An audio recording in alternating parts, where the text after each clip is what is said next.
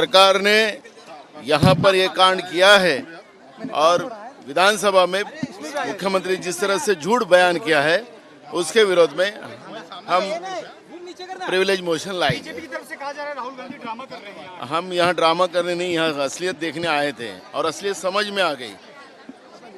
जिस तरह से यहाँ लोगों को, निरपराध लोगों को मारा था, जो सोमनाथ सूर्यवंशी का जो मृत्यु हुआ है, जो डॉक्टर ने पहला रिपोर्ट जो दिया था शॉक और मल्टीप्लाई इंजरी, ये जो डॉक्टर ने कहा था वही बात सच थी। अभी हमने पूरी उनके बॉडी पे, जो सोमनाथ के बॉडी पे जितने वार थे, जिस तरह से मारा गया था, वो हमने देखा है। और मुख्यमंत्री ने कहा कि उनको दिमाग की बीमारी थी, उसमें उनकी डेथ हुई। ये एक तरह झूठ बोलने का काम, ये सुनो ना, झूठ बोलने का काम जो मुख्यमंत्री ने किया है, हम उनके ऊपर प्रिविलेज लाएंगे। और राहुल जी ने कहा कि कार्रवाई होनी चाहिए, वो तो कहा है आपको सामने। वास्तविकता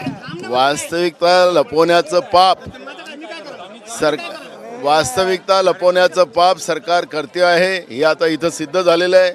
आम्ही वस्तुस्थिती समजायला आम्ही इथं आलेलो होतो। राहुलजींनी जे पाहिलं, आम्ही पाहिले, सोमनाथ सूर्यवंशीला ज्या पद्धतीनं बेदम मारलेलं होतं आणि डॉक्टरांनी जे पहिलं सर्टिफिकेट दिलं होतं, त्याच्या शरीरावर खूप मार होते, त्याला शॉक झाला आणि त्याच्यात त्यांचा मृत्यू झाला। पण मुख्यमंत्र्यांनी जे सांगितलं होतं की त्याला दम्याची बिमारी होऊन त्याच्यात ते मृत्युमुखी पडलेले होते।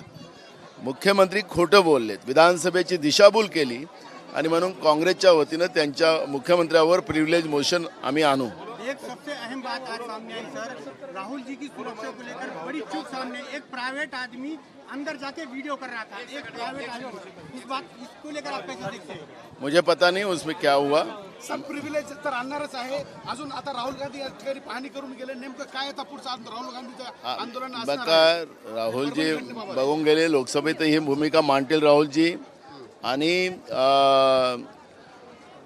सरकारचं पितळ उघडं करेल आणि ज्या पद्धतीनं ठरवून मागासवर्गीयांना आणि बहुजनांना आणि अल्पसंख्याकांना जे टार्गेट करण्याचं काम जे बीजेपी करते आहे ते या ठिकाणी दिसलेलं आहे।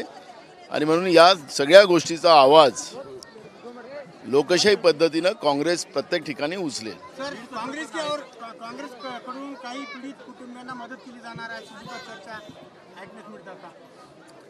ते आम्हाला सांगून करायचे नसतात, जे करायचं चर्चा केली, काय आश्वासन दिले त्या कुटुंबाला? आता त्यांच्या पाठीशी उभे आहे, काँग्रेस उभी आहे आणि त्यांना पूर्ण मदत केली जाईल। आणि त्यांच्या जे खुनी जे आहेत, त्यांची जी हत्या केली सोमनाथची, त्या हत्याराला सोडलं जाणार नाही, त्याच्यावर कडक कारवाई केली जाईल, अशा पद्धतीचा प्रयत्न काँग्रेसच्या वतीने केला जाईल। पोलीस अधिकाऱ्यांवर आक्षेप घेतलाय, त्यापैकी एकाच पोलीस अधिकाऱ्याला निलंबित केलेलं आहे। तुम्ही सदनात होतात, कसं बघताय?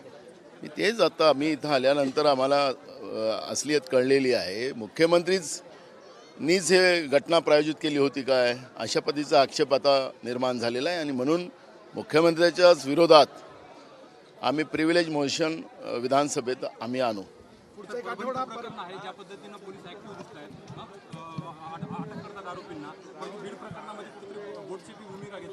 नाही, दोन्ही घटनेमध्ये मुख्यमंत्री खोटे बोललेले आहेत।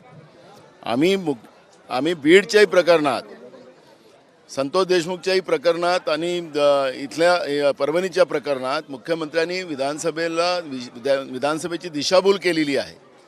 त्यांनी खोटं त्या ठिकाणी सगळ्या घटना सांगितलेल्या आहेत आणि पोलिसांना आणि आरोपींना वाचवण्याचं जे काम केलेलं आहे ते स्पष्ट झालेलं आहे। आणि म्हणून संतोष देशमुखच्याही प्रकरणात आणि परभणीच्याही प्रकरणात दोन्ही ज्या घटना होत्या त्या घटना आम्ही पहिल्या दिवशीपासून विधानसभेत लावून ठेवलेलं आहे, आपण पाहिलं असेल। आणि पण मुख्यमंत्र्याच्या उत्तरात त्यांनी ज्या पद्धतीने खोटारडेपणा त्याच्यातून स्पष्ट झालेला आहे आणि म्हणून आम्ही दोन्ही घटनेमध्ये प्रिविलेज मोशन मुख्यमंत्र्याच्या विरोधात आणू। ते तर आमची चालूच आहे प्रक्रिया, बिलकुल ते तर चालूच आहे।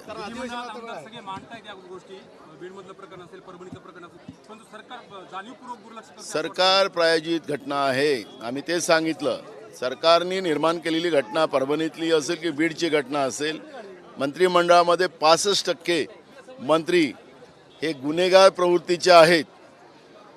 त्यामुळे गुन्हेगारांची सरकार निर्माण झालेली आहे का हा प्रश्न निर्माण झालेला आहे आणि राज्य सुरक्षित नाही.